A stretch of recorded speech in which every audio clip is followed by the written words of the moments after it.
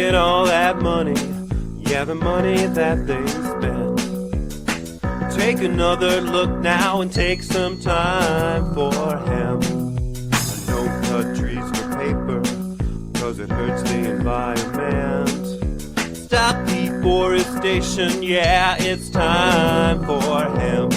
Oh, an acre of hemp makes 20 barrels of oil. No need for pesticides to poison all our soil. People got no food, they got no clothes, they got no rent. Well, right now it's time for hemp. Thank you for taking time for hemp.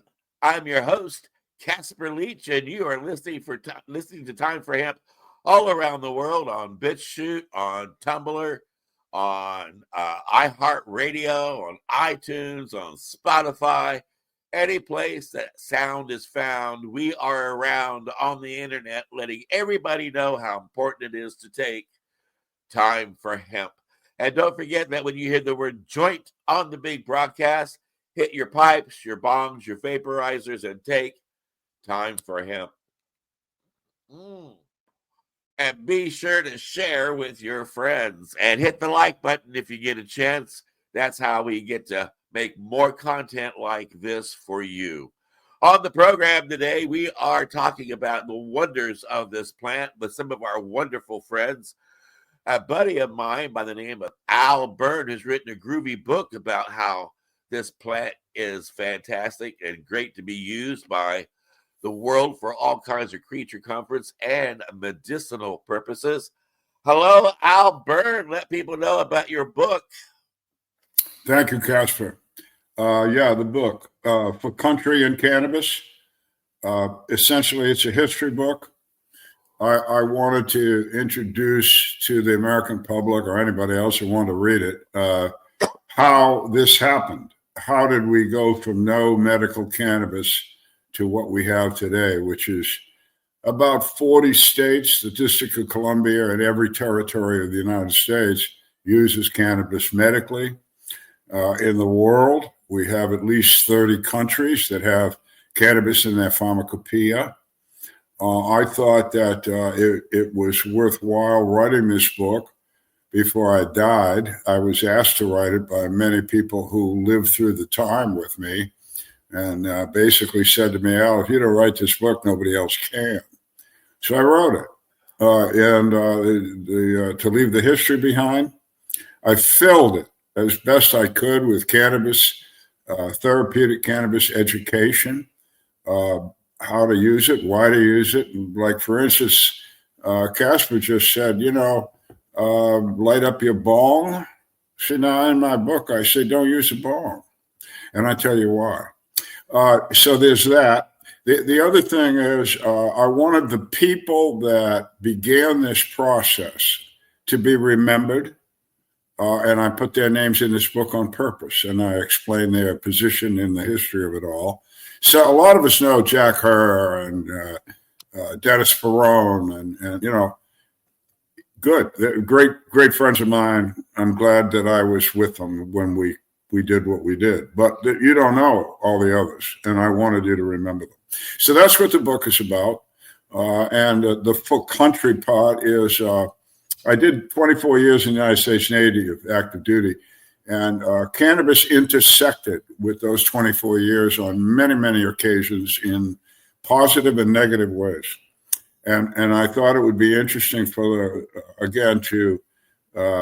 sort of identify how the military felt about all this, from the troop up to the general. How did they work this out? And the answer to that is not very well. So anyway, that's the book.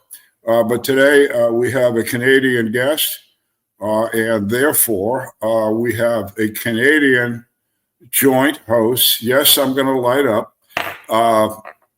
A joint host from Canada, and we're going to let Al Graham do the introductions for our Canadian hosts. And Al Graham, you also work jointly on a Pace Radio broadcasting, don't you? Yes. I work on Pace Radio Broadcasting, found at paceradio.net. I heard you say joint, so I had to have my puff. And while you're having your smoke, I'll jump in there. As Al Byrne mentioned, he mentioned a lot of people in his book. If you go into our archives at timeforhemp.news, you will find all kinds of people who have been pioneering the hemp and cannabis movement that you can listen to and enjoy their interviews. And if you check out our blogs, you'll see that we're bringing some of them who have passed away back to life, like we recently have done with Michelle Rady, a joint friend of Al Graham and I, and she was also a joint friend of everybody in the cannabis movement. So I'll let Al Graham discuss Michelle Rady a little bit and then bring on our guest. Al? Michelle Rainey, she was Canadian advocate that many people loved and followed. Michelle spent a lot of time educating people about the benefits of cannabis. She suffered from Crohn's disease, just like I do. I got to see her speak at a TY Cannabis Awareness Forum in Toronto, and she was talking about basically the disease and what it put everybody through. And she was an inspiration for me to be able to stand up and speak about the problems and dealing with the disease as well. Well, and she had a charming sense of humor, and she was sure plucky. She didn't let it get her down. Right up to her last breath, she was telling the whole world how important medical cannabis was. Exactly. And I would suggest everybody do a search on YouTube for Michelle Rainey, and you will find all kinds of videos that she produced and created. And I know that our joint guest today, there's that word joint again. Oh, I said it twice. Was also a friend of Michelle Rainey's. And again, Al Graham, I'll let you bring our international star on today. Yes, today's guest, originally from England, but is a well-known Canadian cannabis advocate. He's well-known in the cannabis community, knows Michelle very well. He's also a fellow who has been helping patients for as long as I've known him. So I'm going to say a couple decades. He's been helping patients, and a lot of people know him because of the court case that he was involved in, and the challenge that involved. It made so much effect to our situation here in Canada and for patients. And we're going to hear about it today. Instead of me talking about it, I'd like to welcome Owen Smith to the broadcast. Good day, Owen. You're muted, Owen. Classic.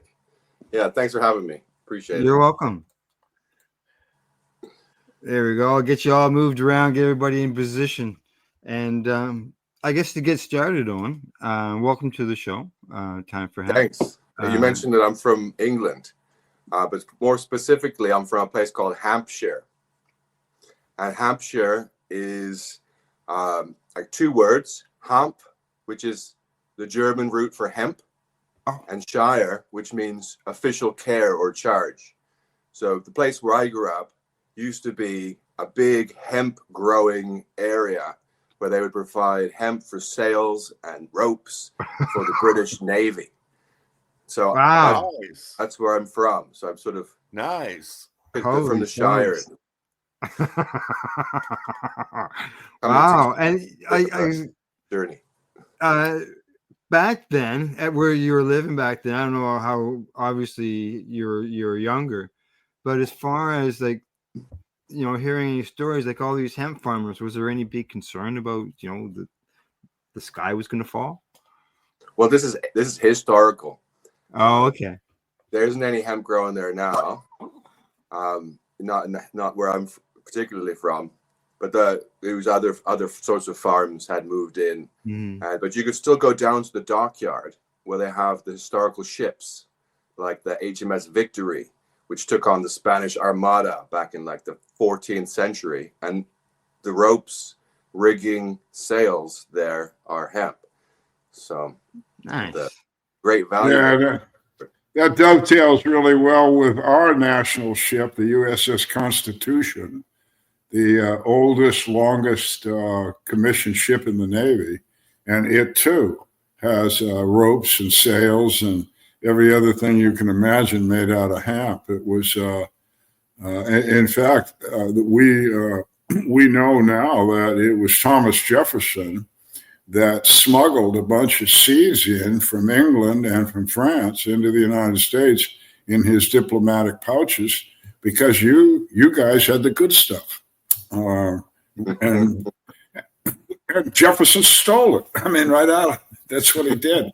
But that's how important hemp was. So yeah, it's nice you bring that up. So give me the hemp shear again, because we have a new hemp shear over here. Yeah. Is that, you think that's the same meaning? Yeah, I do understand that many of the names were copied in the United States. And the root of it is that Hanf, German, hemp, and shire, Old English, for a division of land. And the shire reeve was the sheriff. So he kind of made sure everyone's paying the taxes and stuff. Yeah. Well, so we had a bunch of English guys that were hemp farmers that started up New Hampshire. That's curious. Yeah. Yeah. The historical importance of hemp is certainly not to be missed. And going back further in my family history, I went to Ireland a few years ago, and I was digging around in the south of Ireland in County Cork, all antique shops, and I found a book. In the back of the book, it talked about hemp and the taxes that were being levied on Irish farmers for hemp by the English. So there was a book called Cannabiculture in Ireland back in the 17th century. They said, we can become independent with hemp. We don't need to rely on the British and the imports they're bringing us. We can grow our own hemp and sell it to Europe. Well, the British didn't like that, and they put an embargo on Ireland with their navy. So you couldn't get any of our hemp or hemp wool composites to Europe for sale. And they put big taxes on any of the hemp exports that we could do. So historically, yeah, many times I think hemp has been an important political piece of the I puzzle. admit that I had no idea that Ireland was in that was such a hemp interested country. The British, I think this has some parallels in American history too, but the British were enforcing you had to grow hemp. It was part of the taxes. They were afraid of Napoleon coming. So they set up this program to grow hemp over a huge part of the best land in Ireland. And there was a lot of opposition to it because in Ireland, they traditionally dig the peat for fire and for building homes and stuff like this. So, yeah, there's a lot of history there. Yeah, well, it does mirror United States, Virginia, Kentucky, all those sort of southeastern states, which is what the United States was back in that day, were required. Farmers were required to grow hemp. They had to. A certain part of their product had to be hemp. Very important. Very important. So, in Canada, you come into Canada as a UK citizen. I guess you became a Canadian citizen, I'm assuming, and then all of a sudden you woke up one day and said, "Well, now that I'm in this place, I'm gonna change it." Is that what happened? Well, it was good timing in a way. The year after I arrived, I mean, I was only 11 years old, but 1996, Ted Smith started the Victoria Cannabis Buyers Club, and in Vancouver, the first Compassion Club of Vancouver was born. So I arrived just as cannabis advocacy in a very public sense had arrived on the scene. And I didn't catch up for a few more years, but after high school, I found Ted Smith, and Ted ran the Victoria Compassion Club and had for about 5 years at that point, and he was doing meetings at the University of Victoria. So what he would do is set up his microphone in the center of the field out front of the library, very central location, and students would circle up around him And he had volunteers who would go around and hand out joints. So like at the Compassion Club all week, they'd smoke, and then they would keep the roaches, and then they'd roll the roaches into these joints and bring them to the meetings. And so like when I first went, it was like, oh, what? You can go somewhere and get free weed? Like, that sounds great. I must be like 19 or something. Go to the university, stand in the sunshine with all these beautiful young people, get free weed, listen to this guy talk about politics of cannabis, medical cannabis, really blowing all our minds because none of us had heard how extreme it was. You know, endocannabinoid system. What do you mean? I produce weed in my brain? What? So there was so much to learn, and I think that's the case with this, given that it's been so demonized and trodden down, that when you do come to it, there's so much to learn. It can be a bit of a in your face. But it was through that. It was called Hempology 101. He did a lecture series at the university, and we did these weekly meetings. What time was this meeting? 4:20. I just thought I'd check. I became the student club president and sort of like helped them with a couple of conventions. We had some key speakers come in. One of them was from Leap.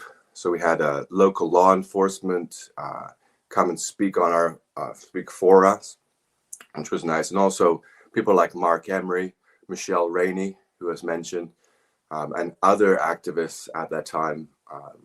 And there has been many for those conventions. Yeah. So it sounds like you were quite a handful for your parents. I mean, they bring you out of England into this wonderful cultured country called Canada, where you can get a refined education and grow up polished. And instead, you're running around the country, handing out free joints, talking about legalizing marijuana for cannabis. They didn't have. They ready for that? It was hard for them to see this from me. And of course, I tried to explain it. I'll try to tell you all these wonderful things, but they weren't buying it. And I think even to this day, a lot of it seems alien to them because they're not cannabis consumers, my parents. And coming from England, you just don't have the exposure to any of the culture or any of the information. It's really just what you get from TV, news, really all of the stuff that's painted darkly across cannabis. And so it's been a struggle, actually, helping my parents understand my path with cannabis. You might try introducing your parents to a group called, let's say, Paul McCartney's first boy band, the Beatles. So you met Ted through Hempology and all that. How did you end up, getting together and start, baking and being involved in VCBC? Well, I mean, you bake food with cannabis. You do that? Oh yeah. Oh wow. Yeah. I just learned how to do gluten-free baking, so now I can help out more people. But I was at the time just a student, and I've asked to be their baker, but they had one. So I left Victoria and traveled around, went to all of the BC hotspots like Nelson, where you have the Holy Smoke, which was one of the earliest places you could go and buy weed, smoke it in the store. I even had chocolate mushrooms. This is in the mountains of BC. And then I went up to Sunshine Coast, which is another hotspot, learned how to grow weed from the locals there, trim weed, all that sort of stuff. And then I came back to Victoria, and they had a job for me waiting. So I became the baker. And this was about 2008, 2007 at this point. I learned. So the West Coast was cannabis orientated. Ontario, Quebec, etc. Nova Scotia, not so much. That's right. We used to ship weed out there a lot. We would produce it. Here on the coast, you've got like an archipelago, lots of little islands, and people growing weed. Some of the islands, you don't have any cars on them. There's no police. There's just people growing weed. And And so, yeah, we became renowned for that. Of course, we have the mountains too. So people are out in the mountains growing weed. I certainly grew a couple longer season, Hmm? better season, longer season to grow. That's right. Coastal, temperate climate. Yeah, we have some of our own land races here, like the Texay, the Time Warp, and that sort of thing. Well, I'm confused now. You've got little islands that don't have cars. How do they get to the McDonald's? How do they get to the 7-Eleven? How do they get to the Pizza Hut?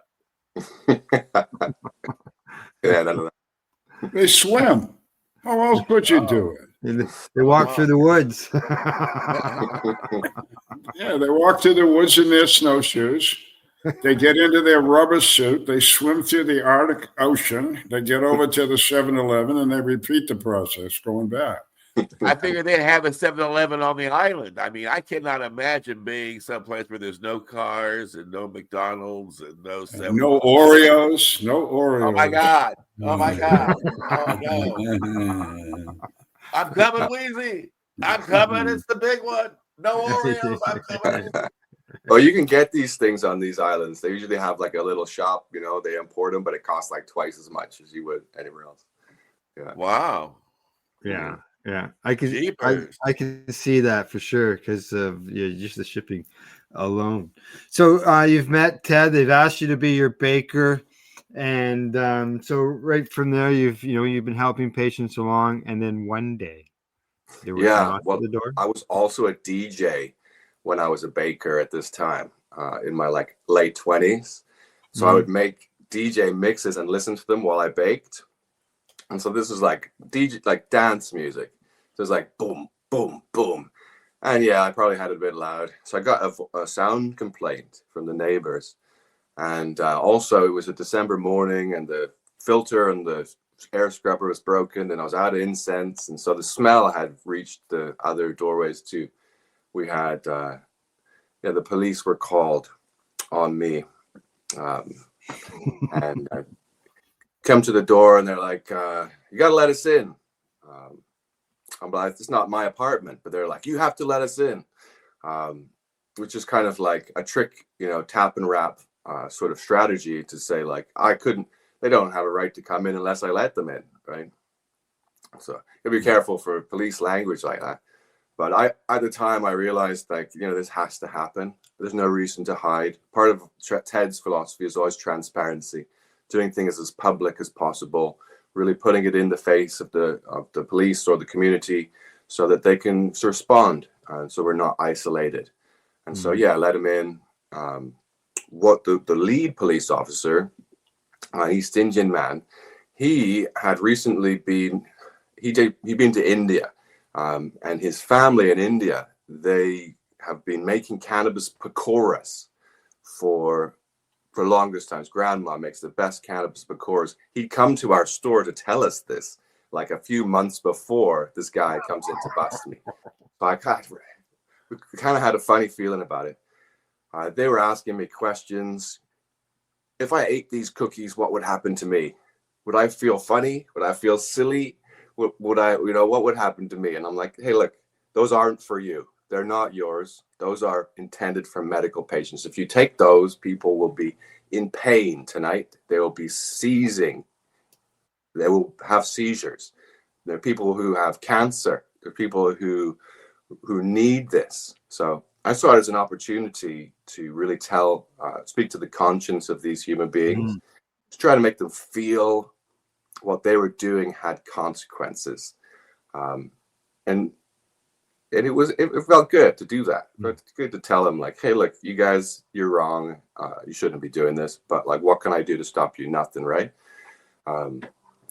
So yeah, they call in another police officer, and the next head pokes inside the door is David Bratzer, and he is the LEAP member who spoke at our convention. And if you look up on the wall here, there's a poster of the convention that I made with his name on. So I'm like, already like 2 of the 3 police officers are like cannabis familiar or friends. So that was how it started. So more police came. They started asking me more questions, and it's just like, I I can't answer all these questions for you. I'm good. They take me downtown to the interrogation room, sit me in the interrogation room, start sending in pairs of police officers to ask me questions. Some of them the same questions, but in different orders. They were trying to find out if I was really who I said I was. And this is because I had lost my wallet a few months before, and I didn't have any ID. I said I was a DJ. Well, I used to go raving in these mountains, to go for all night dance parties, you know, psychedelics, stars in the woods, trance music, that sort of thing. Well, I lost my wallet out in the woods. And so they didn't know who I was. And so I was like, you know, they're asking these questions, and it was kind of funny, but also they thought that I was on the run, that I had done some other crimes, and I was concealing my identity. And so it's like hours and hours had passed. And then this fellow walks past the cell and looks in, and I recognize his face. An old friend of mine from high school, and also the goalkeeper of the soccer team that me and my friends put together called the Blazers, which was a soccer team where everybody smoked weed. And we smoked weed in the change rooms. We smoked weed on the field at halftime. We were really good. We finished top of the league 3 years in a row. We were way above what people would expect. And it was because the weed brought us together. You know, everybody's come to practice because you're going to smoke weed at the practice. It's here with your boys. It's not like drills and stuff. So it was a good team. He comes in. He's like, I don't expect to see you in here. And I'm like, me either. And, he verifies my identity to the other police officers, and that really helped it out. So I got to leave the police station at midnight, and it was December, so it was like icy cold. And I go back to the club, the Compassion Club, and there's Ted Smith and some of the staff still there, waiting to see if I would be released, with some big joints. And I got the next day off. But then the day after that, right back to work. So what got you involved in the writing about cannabis? We started a newspaper called the Cannabis Digest. It was originally the Compassion Club's newsletter, but we figured we needed a platform to share our message, given that many of the news media outlets always fumbled it. They prefer to put a pun in the headline than a detail in the article. And so it wasn't serving us. So we made a blog, printed a newspaper, distributed it across Canada and internationally. Ended up in about 10,000. We print every 3 months. And we did about 42 editions of that. So we could make sure that our message was detailed and in the open. And therefore, if anybody was getting it wrong, we could simply slap a link down in the comment section, or really kind of help bolster the message, make it more accurate. Because we know it's a communications issue with cannabis. There's a lot of misinformation, disinformation, and it takes a lot of effort to combat that. So yeah, Cannabis Digest. That's why we need the internet censorship police, so that we can keep misinformation off the internet and make sure that only government approved content is released. Well, maybe not exactly, but I mean, in Canada, the government puts out stuff about cannabis, and some of it's okay, but we've seen some crazy stuff, but it's sort of a mix, isn't it? It is. Well, I totally agree, though, Owen. My background is the same as yours, which I'm going to say in one word is education. It appears to me that through your media work, you were saying you're backing up your work, okay, but that's education, and you were spreading it around the country. That's education, and that was obviously successful long term. And I found the same method, education, to be effective in the United States and elsewhere. You're right. Disinformation, misinformation, some people just say shit because that's what they heard. It's not they're trying to be wrong. They just thought that that's how it was. Let me ask a basic question. When you were doing this, say when you started with your digest, what did you call the plant? What word did you use? I meant cannabis. You did? Yeah, what was called the Cannabis Digest, the title. So good. And what year was that? I think it transformed into a newspaper in 2009 when the court case started. So yeah, we announced it with a press conference, and yeah. I'm going to actually show everybody right there. This is the Supreme Court. This is an article within Cannabis Digest. Probably one I wrote. R.V. Smith. Ted. Yeah. So Ted and I wrote lots of articles. I wrote over 150 articles about cannabis and about the trial. Mm-hmm. Yeah. Yeah. Well, let's skip to the trial. Tell us about this trial. You're sitting there in front of the Canadian Supreme Court. That's a big deal. Yeah, we started in the BC Supreme Court 2012. We had 4 weeks to make our case to this to the judge alone. It was a voir dire, so a trial that occurs before the actual criminal aspect of the trial. So the trial was based on the constitutionality of the law, and so we could find the law unconstitutional before I actually went to trial. So that's what we tried to do. We brought in 4 patients from our Compassion Club with impactful stories.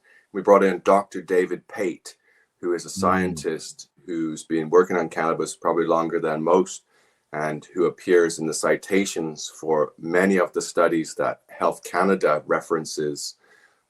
So we had to go up against the police, and then we had to go up against the Chief Science Officer for Health Canada. He testified, and then we also had a food and drug expert talk about the regulations testified. So it was a battle of wizards. That's why I said that our wizard, Dr. Pate, he brought it. He was like a rainbow wizard. He was coming in like so much knowledge, so much information and compassion. Lovely, lovely man. Long white beard, ponytail. Just very, very informed and clear. Meanwhile, on the other side, they had sort of like this Ming the Merciless sort of wizard who didn't have any knowledge specifically of cannabis, but had reviewed a lot of reports and made this review of all of the studies. So he didn't have any specific experience with cannabis, but had read a bunch of books, read a bunch of studies, and put this thing together. So we essentially destroyed him and his credibility in the courtroom through lawyer skills. So, and then we had our Matlock moment where Kirk Tusaw, who is my lawyer, was able to tease out from the government's chief science officer that his conclusions in his affidavit had actually been written by his boss at Health Canada and were not his own conclusions. In my book, Legalizing Cannabis Extracts, I put word for word that section of the case, so you can really see just how the castle wall crumbled on this man and his defense. You show us your book again? This is a pre-release copy. It's currently in pre-release mode. It's going to come out soon, before 4/20. Gorgeous. The cover is gorgeous. Yeah, it shows how, if you look in the cover, that mushrooms as well are an important part of this journey, and that mushrooms, magic mushrooms, were a guide for me, leading me toward helping people and helping them with cannabis and understanding the power of natural medicines. I had lots of wonderful experiences with mushrooms, and Currently, I'm going to skip ahead to the present day, but I still work with Ted at this Compassion Club. And on the back side of the building, there is a clandestine mushroom club that has emerged, sort of emulating what we were doing back in the day, bringing mushrooms to the forefront with professional style products like chocolate bars and gummies and this sort of thing. So mushrooms and cannabis.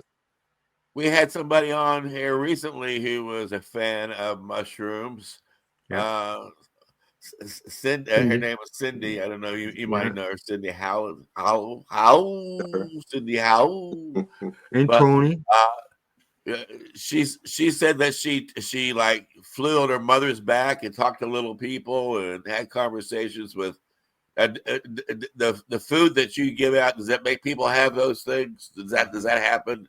And have you done that? Do you talk to the little people when you do? I can tell you, like, cannabis edibles sort of fit in that category too. I don't know how deep you guys have gone with them. I've gone deep, and you can have all sorts of experiences which are unusual with a high dose of cannabis edibles. Different than mushrooms, but still something that you should do in a controlled environment and consider your mind state. So those are the two important things to think about with these psychoactive experiences: is the set of your mind and the setting that you've placed yourself in. Fortunately, out here, we have some of the most beautiful settings you could imagine along the south coast of this island. Long paths through the woods with great big trees, and then beaches after beaches curled with the classic evergreens all dotted along the silhouette. It is totally gorgeous, and what a wonderful place if you're feeling good to go and eat some mushrooms or a cannabis cookie and enjoy the afternoon. There's a history book called Set and Setting, very appropriate for this conversation. It was written by a friend of mine, now gone, named Norman Zinberg. He was a PhD psychiatrist. He was on the board of Normal when I ran it. And it's an excellent book. You should look it up, Owen. Set and Setting, Zinberg. Another coincidence, David Pate. I put together a cannabis book in 1997 called Cannabis in Medical Practice. And it's still in print. It's been amazing legs on the thing. But David Pate, along with another guy, Robert Clark, wrote a chapter, 2 chapters actually, in that book. One was about hemp, and the other was about how hemp and the earth connected. The hemp thing was very specific to the plant. But David was the co-author of those 2 chapters. And so I consider David in 1997 an expert. So he certainly had some years on him. And I knew him. His beard was not white, but he did have a ponytail. Nice. Yeah, we were so grateful for him, and his input really has profoundly changed the Canadian legal cannabis landscape. He also had, I believe, testified in Watermelon's case. I might be wrong about that, but he's little known, but really a big character. Oh, internationally, David is known by every cannabis researcher in the world. He's a star. Yeah. Now, part of your court case, part of the challenge had to deal with the fact that the medical program in Canada, which, by the way, Owen was not a patient at this time. Owen was, he was a person who was helping, right? And at that time, cannabis was only allowed to be smoked. We weren't allowed all those alternatives. Yeah, they had the rule that you could eat it, but you had to eat all of the plant material. And the reason for it, the reason they didn't like any extraction, and probably the cleanest example is a cup of tea. So like you got a teapot, you got the leaf in with the tea in the water. That's remains legal. But once you pour it through into the cup, now what's in the cup is illegal. The reason for that was that the government, they needed to know, that they needed to be able to, the police, to be able to weigh and measure your amount. So if you're a patient, you needed to stay within a specific limit. But if you mixed it with something, how are they going to measure and make sure that you were abiding by the rules? That was their argument. And the way we saw that was that they were precluding criminality into patients. So they're like patient criminals, and not giving people, you know, that instead of the sense that we were making, which was that the active ingredients live on the outside of the plant. The plant itself, the fiber, the wood, have no medicinal benefit. They're not going for that in the first place. The government's referring to something which didn't really make fundamental sense. And that's why David Pate, he helped illustrate this. And we used some metaphors to help the judge understand. One of them was the golf ball on the tee. You know, something the judge might have had some familiarity with. The golf ball isn't supposed to stay on the tee. It just falls off. It's precarious. And that's the same with the trichome. The trichome head, it's like a little mushroom, little glass mushroom. And you give it a little shake, and all of a sudden, it's everywhere. Even the government cannabis that they would send out, the dry cannabis in the bags, would reach the home, and when they pulled the cannabis out, the bag itself would have trichomes lined on it. So were they breaking the law by mailing it out, or could they take it out of the package? None of this made sense, right? And so we started to break down the nonsense that was holding up this prohibition, which was not botanical, was not factually based on the reality of the plant. Now what? So you were talking therapeutic use, and they were talking criminal use. I mean, that's the debate here. They set up the system so that they could prove or disprove you're a criminal, and you're sitting there saying, "That's not the point. The point is this is medicine." Did you prevail? Well, yes, we did. After the 4 weeks, we declared the law unconstitutional in British Columbia, and then triggered the next phase of the legal process here, which there's a 3-step process. We go British Columbia, then we go to appeal court, which has 3 judges, and then Supreme Court of Canada after that is 9 judges.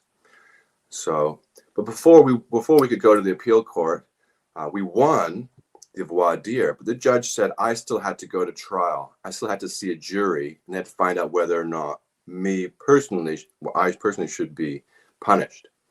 And so we arranged for that. 9 months later, we would go to court to set up a jury trial for me. And we figured we'd already won. We made sure we, published about it as much as we could. We, the jury pool, we could taint with education. We could make sure people knew the real story.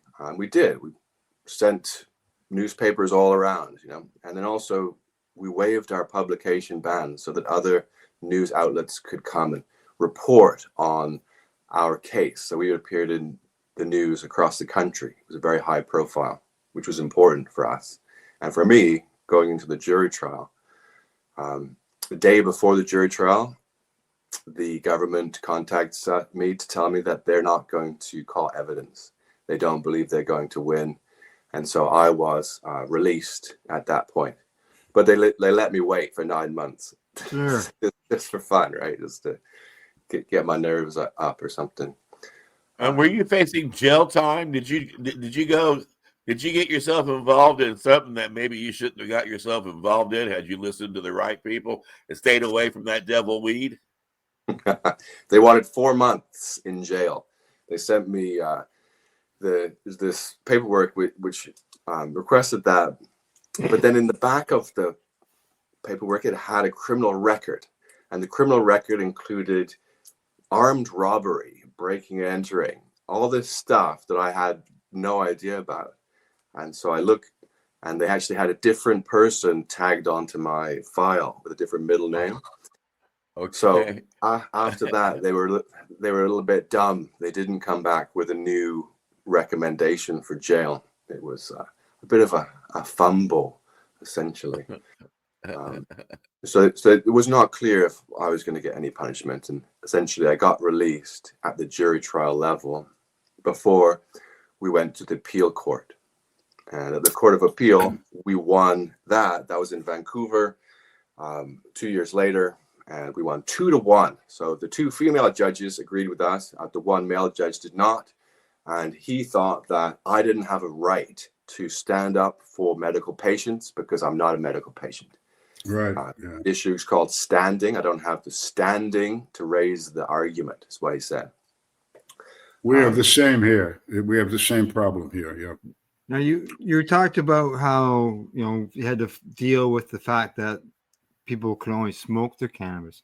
When it came to the Supreme Court challenge, I was one of the many people that were in the courtroom that day during those times. There was other people that were involved. You had interveners as well that got involved in the case, and that included parents of children who had to consume cannabis, and the federal government was basically telling them that their parents, by making coconut oil, they were breaking the law. That's right. Coconut oil.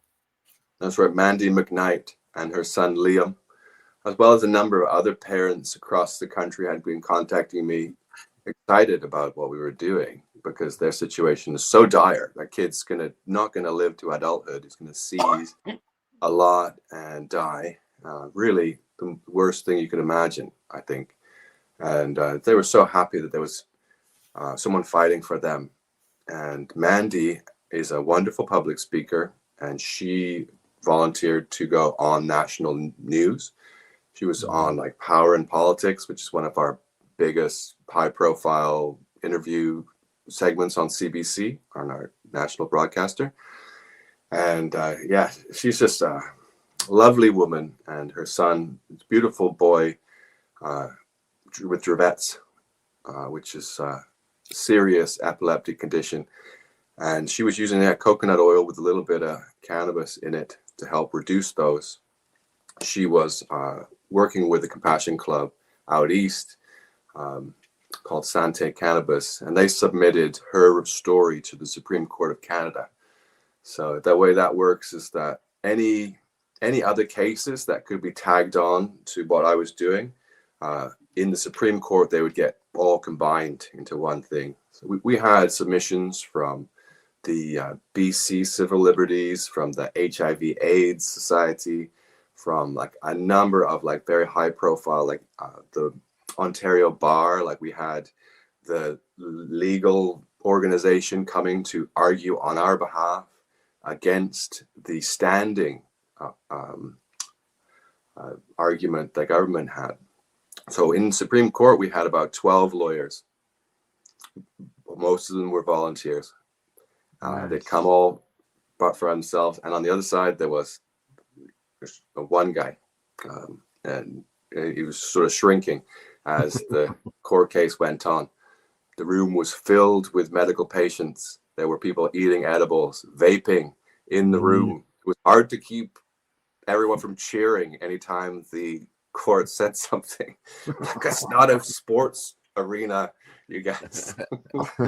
But there was 2 overflow rooms in the building. Also, they had set up screens so that the people could watch the live event. There was a bus called the Extract Express that picked up medical patients around Ontario, had dab I was rigs. on that bus. You were on that. I was on that bus. Keep going. Keep going. We met them in Ottawa, and we had a party at the local Legion. I think was the only time that there's been vaping in that building. Yeah. Then we had such a spectacle. It was wonderful. At the end, I was going to like the national media, doing a lot of radio, that sort of thing, and people got on the news talking about the issue. It was very high profile. I can tell you when the case was done and it was handed over to the courts to look at it, and they left that room blew up in a roar of celebration because they knew that the case had to win. It was just so strong, and it was like winning a championship game. It was great. It was overwhelming. Really, it was good. One of the coolest parts was when the judges, the Supreme Court judges themselves, just shut the government down. They're great. Have it recorded online, and they're great. Just stop there. I know you've got a lot to say, but try to say things that are, meaningful. That sort of stuff. It's like you're talking, but another one was like, I know you're trying to say a lot of things, but I'm just not following this argument at all. That's what the Supreme Court justice said to the government lawyer. And that argument, this was like their last straw. Like, cannabis plant is like a cow. Cannabis plant is like a cow. And these guys want to get raw milk out of this cow. And raw milk is illegal. We know raw milk is bad for you. We have laws to prevent people from giving out raw milk. This is the government. And the judge is like, what are you talking about? We're not following this at all. You mean, we're talking about cannabis, or are you talking about cows? It's just, oh, nice move, lawyer. one of the sort of takeaways is just how indefensible prohibition is. There's just, if you challenge it with real science and real arguments, it doesn't have a leg to stand on. Yeah. We're going to have to go here pretty soon, but let me go back to something, Owen, just for the audience's sake on the edibles. Down here in the United States, anyway, we have a big problem with edibles. And again, it's lack of education. Because the edible takes a while to kick in, could be up 45 minutes or an hour, a lot of people down here, they take what would be a reasonable dose, say a gummy or half a gummy to get going. Doesn't work. Then they take another one. Then they might take a third one, and then it starts kicking in. And now for somebody like you and I and the other guys here, we can understand what's going on. We've been there. We've done this, and again in a controlled setting, it's not a problem. But for the inexperienced, it becomes a friggin' nightmare. And that's on an individual level. And then our government takes these individual nightmares and says, see, this stuff, we've been telling you, it's poison. So I just want to point out to people here, what Owen's talking about earlier about his edible experience is good for him and for experienced users. But if you're new to this, you really want to do two things. You want to go low and go slow. Just keep that in mind. Take a low dose and be patient. Yeah. Owen, before you take off, let's brag up some stuff here. Let's have the book again. Yeah, what are you doing now? Yeah, now and the book, and what do you got going next week and all of that?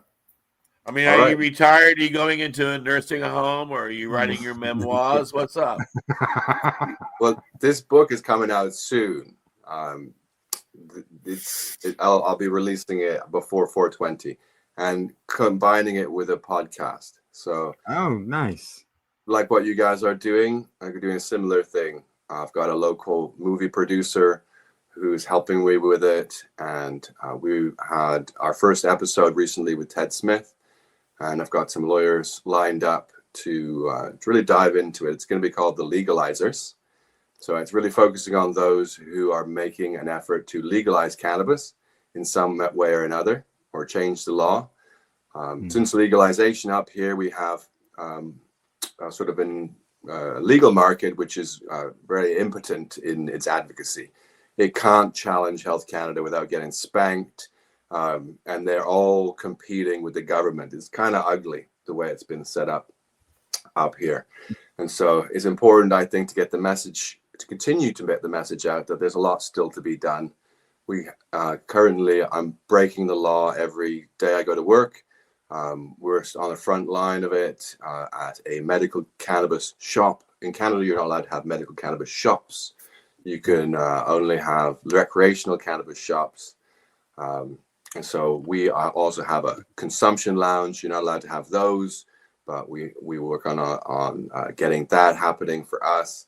We're also selling edibles, which are above the limit, the legal limit that was established. And that is an arbitrary limit that has no basis in science and was simply the government's response to my ruling to say, okay, you can have edibles, but they got to be really, really weak. You got to eat a whole bunch of them. Ha ha ha. You know, a new arbitrary limit has been placed between people and their medicine. And so we are bypassing that, providing high dose edibles for people with very serious conditions.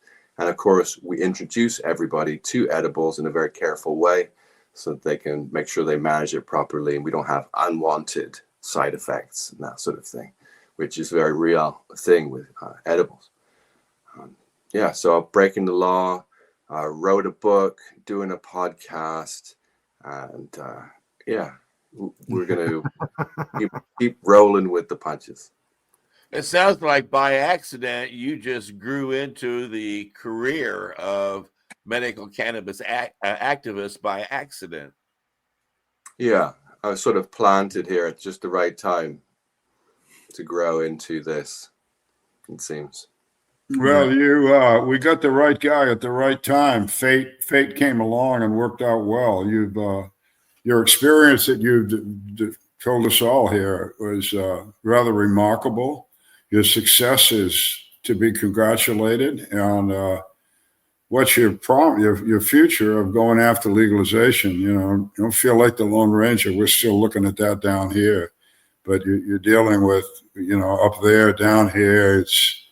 You're dealing with lawyers and cops, and they don't understand medical. They don't understand recreation. They don't want to understand. And of course, I lecture everybody every time I get a chance. Part of the problem, probably in Canada, is they don't even think of this as a plant. Everything is you've described as being having a number, to the dose or the percentage, and it's a plant. They can't get over that. Good luck. I believe truly that people growing their own and making their own cannabis, which is something that we legalize, people can make whatever they want in their homes.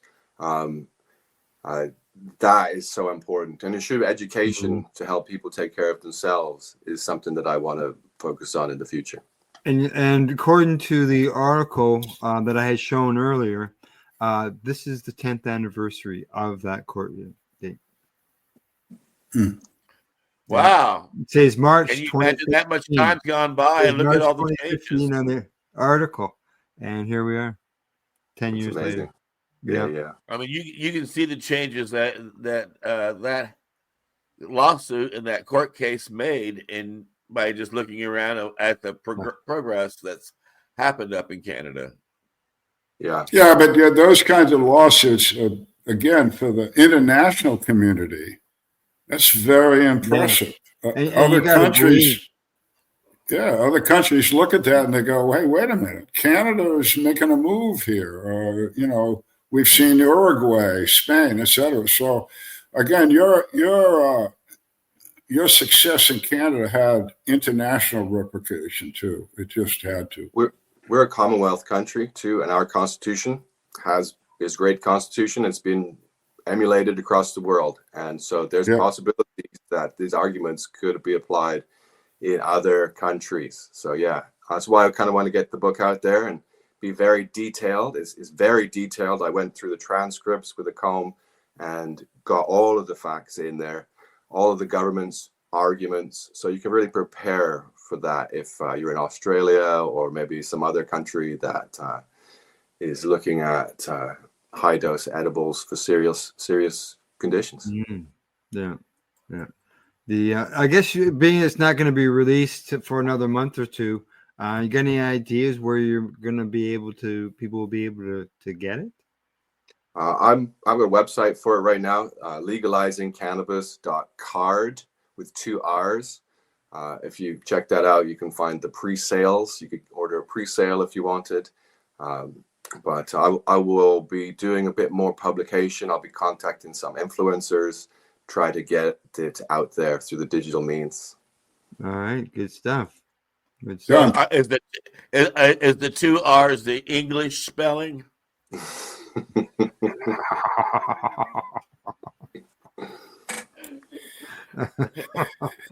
All right. Well, thank you again, Owen. We took a little break there. The people probably won't know that, but we took a little break, and the three of us sat here and went, "Damn, that was pretty interesting." So, thanks a lot. Thanks a lot for coming. Thanks for having me. Yes, exactly. We appreciate you coming on, and you know, it's nice to remember going back over those whole times, and the people who are new to the cannabis community, you know, may not have heard the story or just maybe heard it faintly. So it's always nice to be able to have somebody come back to the program who's gone through those things in order to help let people know the history and the advocacy that's been to get us to the point where we are today. Because obviously your case should have an effect on what we have today for legalization. And again, you work with some of the pioneers like Michelle Rainey. We should give her a shout out. You want to say anything about Michelle before we go? Well, I unfortunately didn't get much time with Michelle. I did get a nice big hug. She used to give these beautiful big hugs. But she was a legend, largely like in the Vancouver scene, but also across the country. One of the BC3 that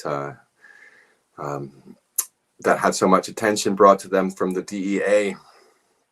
A real hero, standing up to some serious opposition. And blessed. Al Graham, I know that you also were a champion of Michelle Rainey, and you were a very good friend of hers as well. Yeah, I met Michelle through Treating Yourself magazine.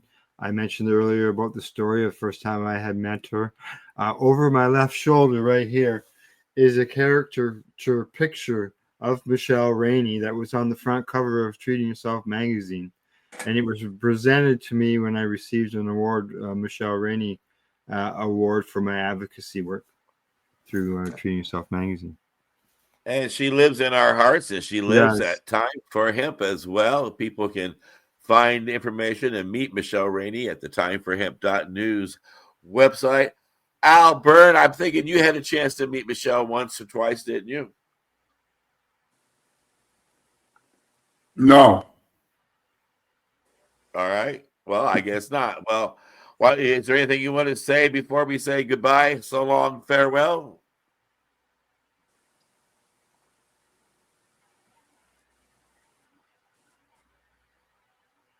You're on mute. He's muted, yeah. You're on mute. Yeah, that's amateur stuff. But hey, I'm old, you know. All right. But I did. Let me ask that again, and I'll just make it a clean edit. And Al, Is there anything you want to say before we say so long, farewell, bye-bye? Yes, I want to thank again Owen Smith. You're a smart guy. You got balls. You did good. You left something behind, even if you'd have died tomorrow. So congratulations. Thanks, Al. And I want to remind people out there that it is important to share our broadcast so everybody around the world can understand the importance of medical cannabis and the wonderful things that this fantastic hemp plant can do. Please, again, subscribe and hit the like button if you get a chance, and let your friends know about our broadcast. That's how we get found. Go visit the timeforhemp.news website and check out our archives. There's a lot of amazing voices in there from yesteryear that still have a lot of things to say to the people who are working on the front lines today. And with that said, make everybody understand how important this plan is and how we need to come together to take time for hemp. Look at all that money, yeah, the money that they spent. Take another look and spend some time for him. Don't cut trees for paper, 'cause it hurts the environment. Stop deforestation, yes, it's time for hemp. Whoa, an acre of hemp makes 20 bales of oil. No need for pesticides to poison